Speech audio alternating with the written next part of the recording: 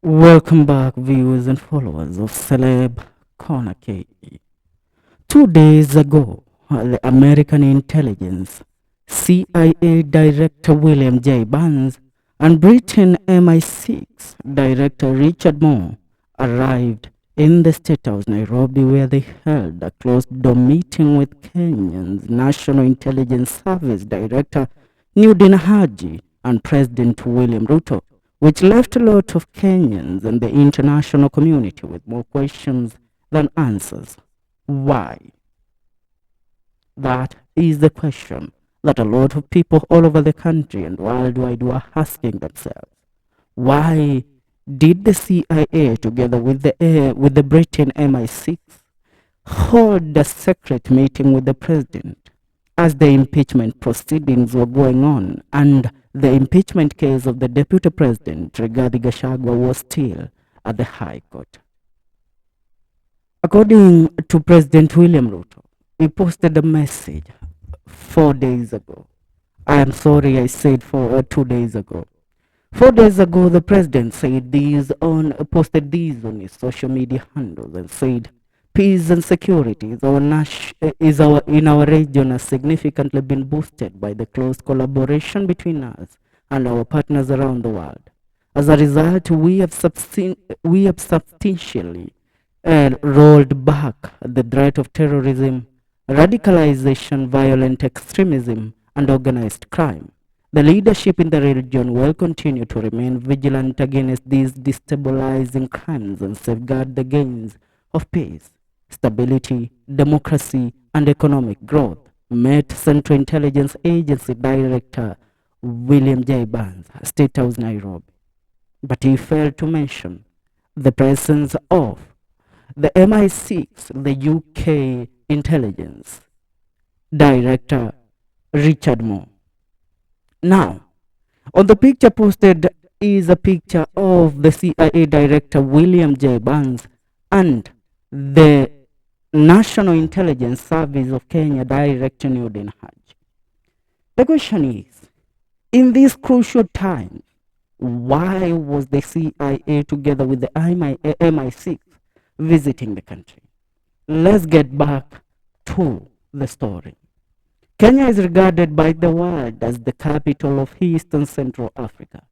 But the last few months, Kenya started losing its grace due to the developing political tensions all over the country since the uprising of the Gen Z movement in the anti-finance bill demonstrations. According to the latest intel that we have, it is not the first time the CIA Director William Burns has arrived or visited the country this year. It is believed that after the demonstrations that saw youths occupying the Parliament of Kenya, CIA Director Burns arrived in Kenya and held a closed-door meeting with Kenyan President William Ruto and NIS Director Nudin Haji, offering support in both finances and equipment and personnel to curb the said developing coup, as the president had alleged. Looking at the current coups that have been taking place in the continent of Africa, these pose an imminent threat or danger to the interest of Western allies, including the United States of America and the United Kingdom, knowing that the Niger coup in the West Africa saw the new president cut ties with Americans and formed an alliance with Americans' greatest rival, Russia and China. The Central Intelligence Agency had to act fast after a botched NIS intelligence report on who was behind the demonstrations in Kenya. The Kenyan intelligence reported that an American NGO called Ford had been the one funding demos in the country. This was a threat to the Kenyan-American ties, and the CIA Director Burns arrived in Kenya with a new plan to subvert the attention from Ford Kenya and the Americans to the Deputy President of the Republic of Kenya, who then had started pointing fingers at the government that he was serving. Remember, after the Occupy Parliament demonstrations that saw youths take over the Parliament of Kenya, the President of Kenya held a press conference at the State House. After holding the press conference 1 hour later, the Deputy President, Rigathi Gachagua, held another press conference where he called out the National Intelligence Service Director Nudin Haji, blaming the Occupy Parliament demos on him, saying that he had failed to acquire credible intelligence to protect the president and the government. Now that is what sealed the fate of Gachagua, and even the CIA saw this as an imminent danger and threat to their political ties with Kenya, because they saw Gachagua as a man that was plotting to take over power from President William Ruto. And if he did so, the current ties that Kenya shares, or relationship that Kenya shares with the United States, would be at stake, which means Gachagua would withdraw the ties between Kenya and the United States and even the United Kingdom, and forge a new alliance with Russia or China. Now this made them come up with a plan to kick Gachagua out of government and allow him to take all the blame in regards to the said demonstration. Another issue that called on foreign powers to intervene in the Kenyan matters is on the rate of abductions and killings that followed after the Gen Z demos.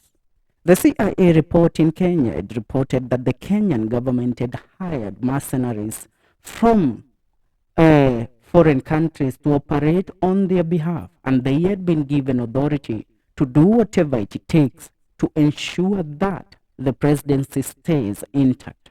And so this posed a threat that would burn the country to the ground. Knowing of how the CIA operates, they intervened by offering assistance or information of a new unit under the Kenyan police that tames those that were spearheading the Gen Z movement.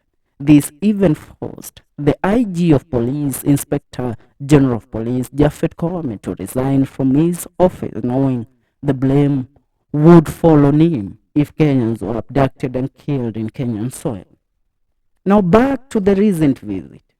After the implementation of the plan, impeach Gachagua seemed to take a drastic turn after the judiciary proved to work in Gachagua's favor, which would continue keeping the political tension in the country hot. CIA and the MI6 had to intervene.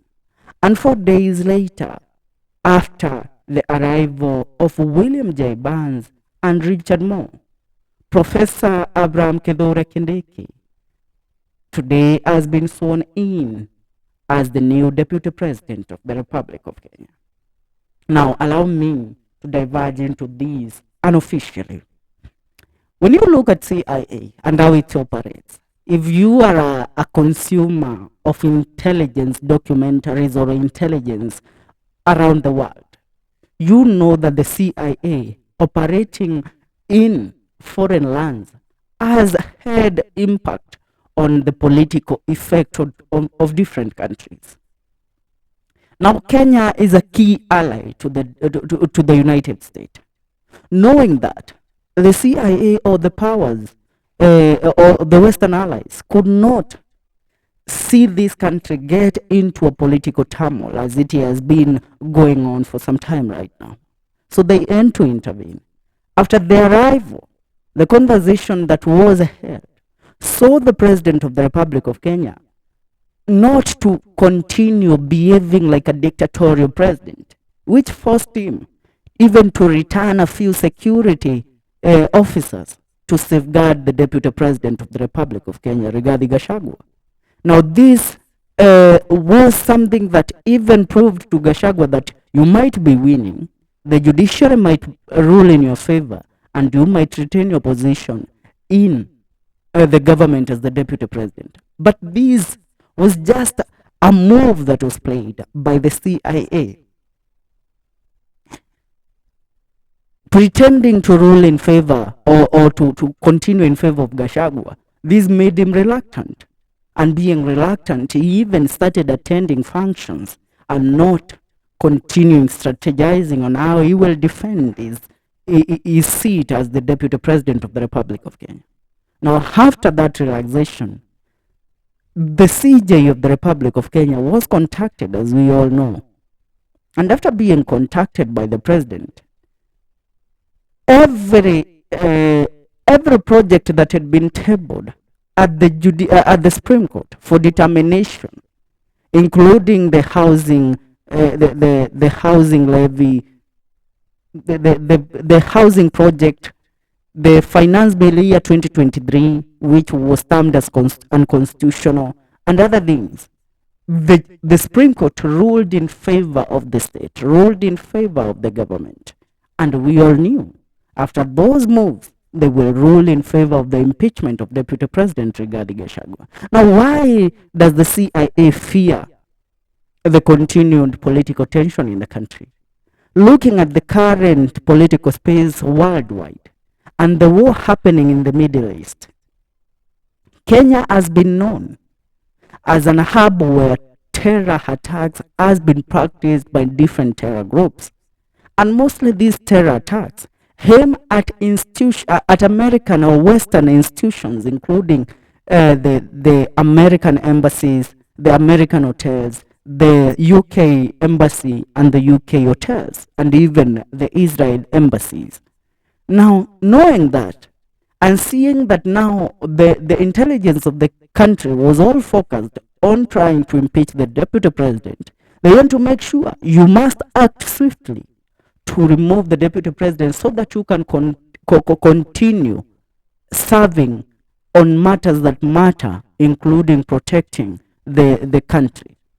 Now, remember, even the President of Somalia recently was in the State House, Nairobi, visiting President of Kenya. Now, we all know that most of the terror groups in Somalia infiltrate our country and they plan attacks in the capital of Kenya and they execute them. So, to at least acquire intelligence to curb those measures, the president had to have a meeting with the Somalian president, and that is what happened.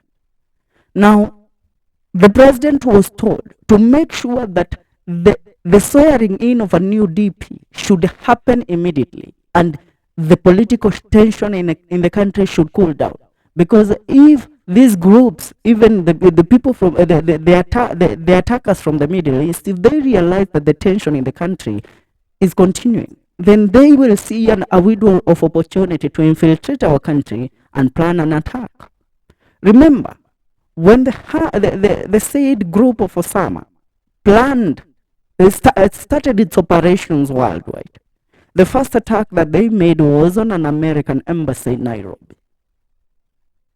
After that, they now made it clear to the world that they are now a group that is going to attack the Americans anywhere in the world. So the CIA since then has maintained its intelligence to ensure that something like that will never happen again, not under their watch, and they are not ready again to lose American citizens as they did before. Seeing the war between Israel and Iran is something that suggests that knowing Kenya is a country that holds a very significant number of the Muslim brothers and sisters. There are over 5 million Muslims, or about 10 million if we may say so. And they live freely. It is their country. So some people with ill intentions infiltrate them and they go ahead to plan the attacks. So they aim to do away with Gachagua to now focus on the real issues affecting the world and affecting the country. Yeah. Tell me if you see it as a coincidence that the CIA director and MI6 director arrives in Kenya 4 days later the deputy president is impeached and a new deputy president is sworn in office. Tell me that you see this as a coincidence. Tell me. Now, they want to sacrifice Gachagua for the betterment of the ties, of the political ties between Kenya and the Western allies. That's it for now. Remember to subscribe to our YouTube channel, Celeb Corner KE, for more news and more updates.